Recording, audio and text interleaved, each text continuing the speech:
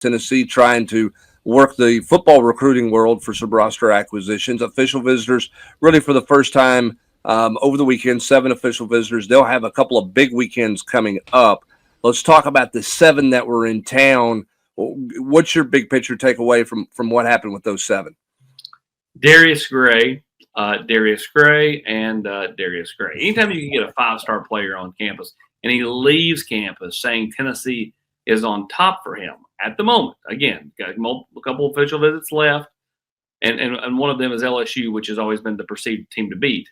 It's still a huge deal, right? I mean, Tennessee made a big move there this weekend. Will they get him? I don't know, but there's certainly a realistic option and a real factor in his recruitment leaving this weekend. So for Darius Gray, I thought Tennessee knocked it out of the park. I thought Tennessee knocked it out of the park for Ed Baker, the offensive lineman as well. I think both those guys left town feeling really good about Tennessee. Luke Thompson, the safety from Franklin, another one that I think Tennessee's got a ton of momentum with. But Ed Baker, I mean, you look at him and, good-looking kid, is a guard at the next level, and could help Tennessee, on down the line. But, Tennessee's looking to fill kind of that offensive line out with some in-state guys. They already have Gabe Osinda and potentially Brody Smith, but also out of state as well with Ed Baker and, of course, Darius Gray. All right, let me step you right there. Let me talk a little. Let's talk a little bit about Ed Baker. How big of a deal is it that, I mean, he's from St. Francis in Baltimore. Edris Farouk, right? Baltimore ties. How much is there any kind of tie there? Is there any kind of help there with that at all, other than he could talk to Farouk about what it's like being in the SEC and at Tennessee? Is there any other tie there to him? Dominic Bailey, right, AP? Yeah, correct. That's right. And Tennessee's had some success out of St. Francis over the years. Even a guy like Dante Thornton didn't go to St. Francis, but is from Baltimore, right? So there's been some kids from Baltimore come to Tennessee in recent years, and just being able to pick the brain of some players like Idris that is to me a big thing for Baker and his family. This is a family decision for Baker, and his mom and dad are very much feeling Tennessee as we leave the weekend. I want to go back to Darius Gray for a minute because I was fascinated in hearing his interview. Very polished, I mean, got a real pro kind of vibe to him. Sure. Reminds you a little bit of David Sanders. Physically, that's who hosted him. Yeah, and physically he reminds you a little bit of him too, from the standpoint of he's got to add weight. Now he's an inside guy, and Sanders is an outside guy. But how much does the David Sanders effect help Tennessee's cause with Darius Gray?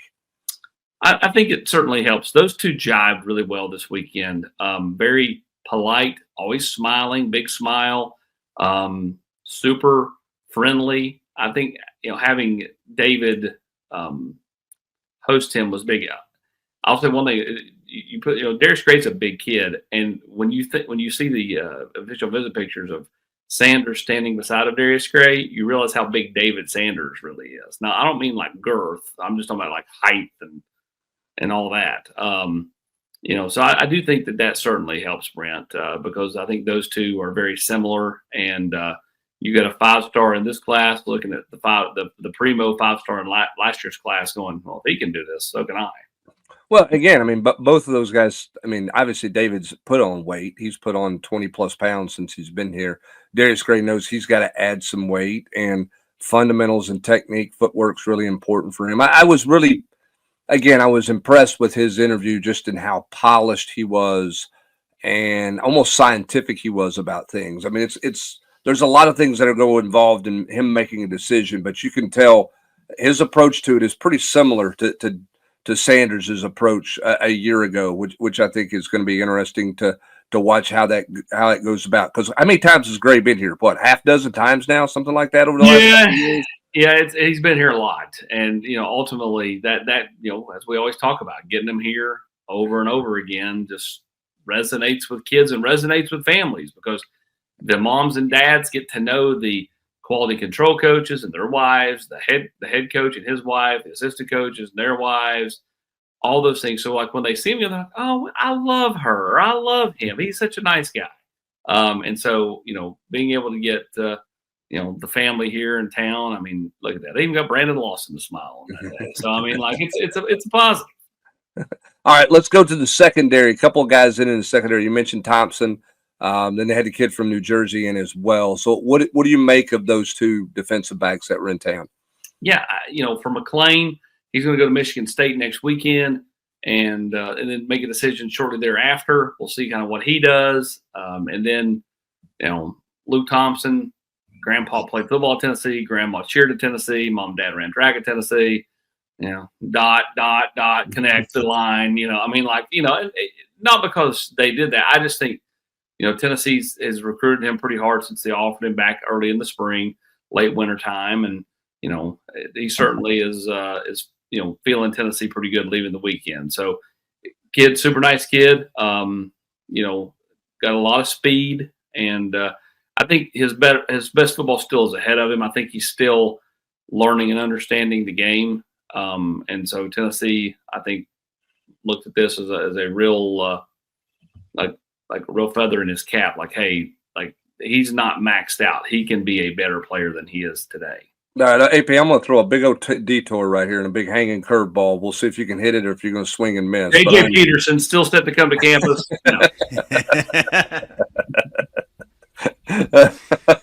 Oh yes, he's in the car with Gerald Williams and who was our man from Texas that never showed up.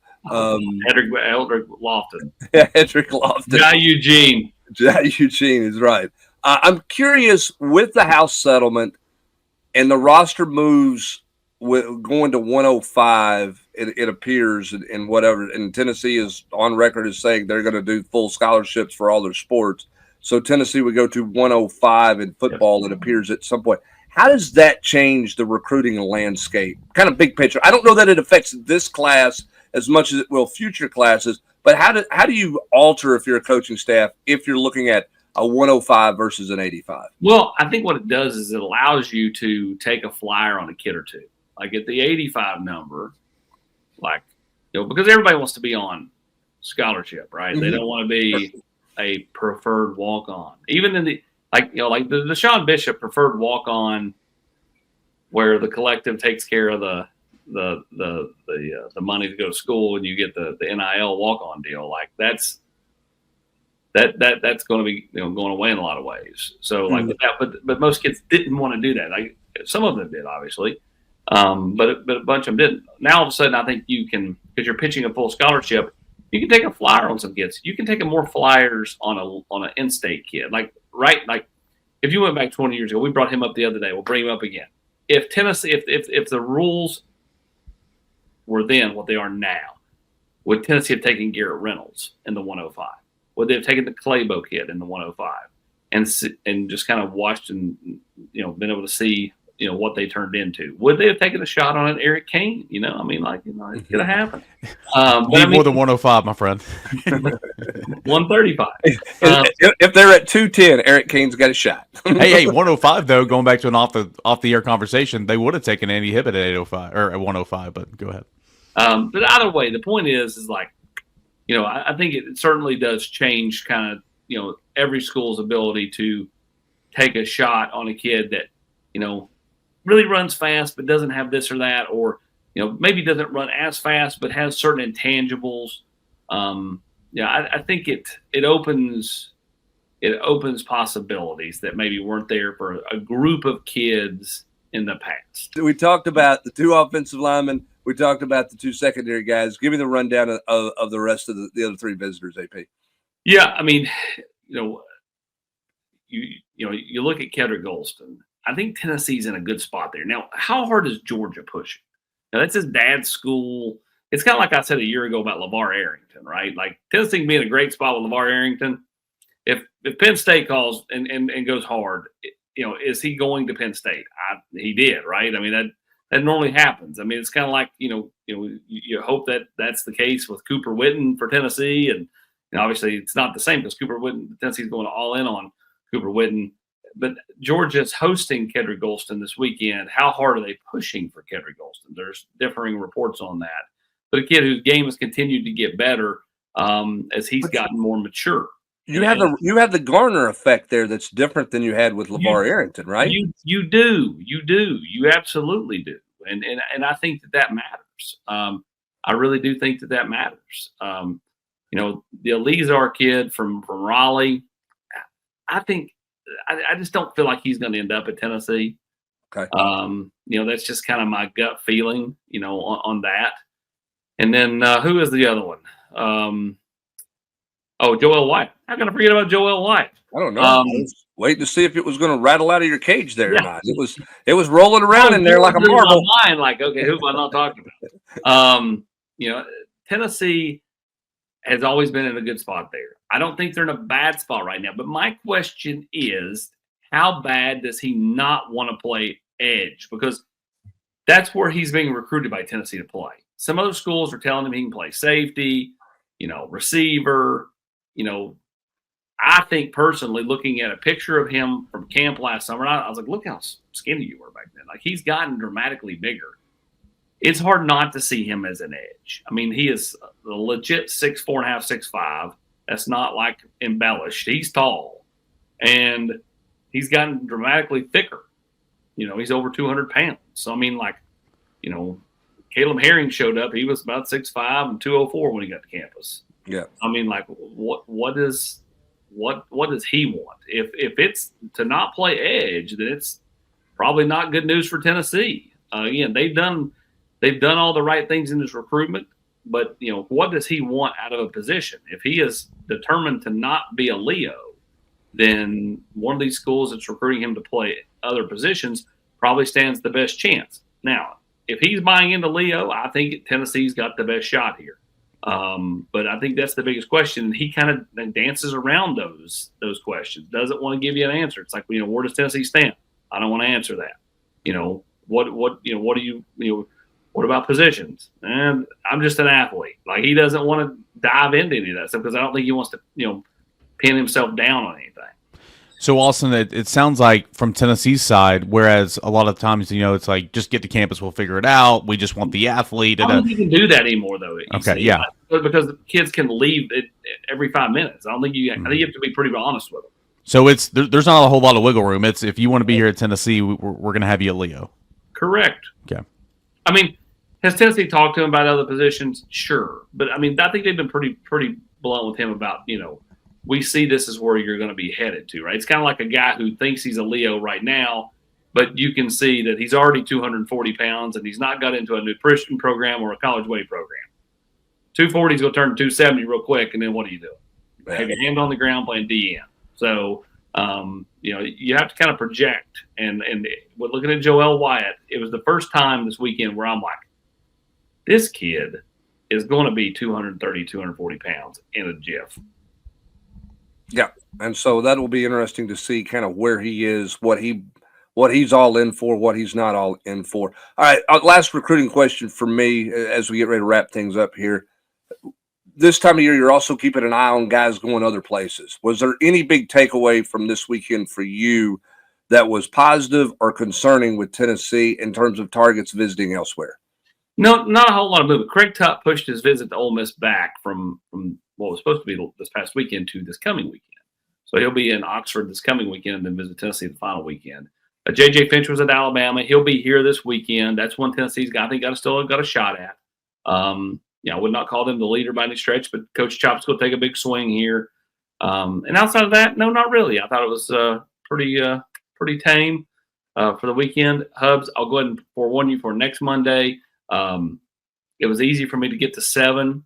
Even then, I had to think about where I was talking about at 20 next weekend, and then even more the following weekend after that. There's no chance. I'll have to have it'd be like the big board over here. I'll have to have it taped up over here on the wall, and maybe I'll be like, that's called prep work. Okay. You want to prep next week. Prep for Monday's podcast. AP. Hey, I prepped this week. I just know it all by right here. Well, don't prep for 20 in here. Prep the 20 over here. It is going to be busy. Called a notepad on your phone here. It is going to be busy though. I mean, 20 visitors next week. The last weekend of the month that's going to be available for his visits is going to be pretty big too. It's crazy. Tennessee's bringing in as many as they are, but you have to in this day and age. 2 years in a row they've done this where they've backloaded the last 2 weekends. It does not feel like last year. It felt like they had a bunch drop off. Now, they've been a couple drop off, like Tommy Tovey committed to Cal and so on and so forth. But Rodney Colton's another one. But like, I don't feel like I feel like this year they're holding steady. Like, I don't think like you're sitting here going into the third official visit weekend in June, going, everybody's really still kind of available. Like, last year I felt like it dropped dramatically. Like there was a bunch of guys that went off the board early, and I think there was a little bit of panic from a standpoint of like, what the heck. But I think for Tennessee, the way that Hype likes to recruit, he's not one that just like, is like push, got to get in the boat, that's not his style.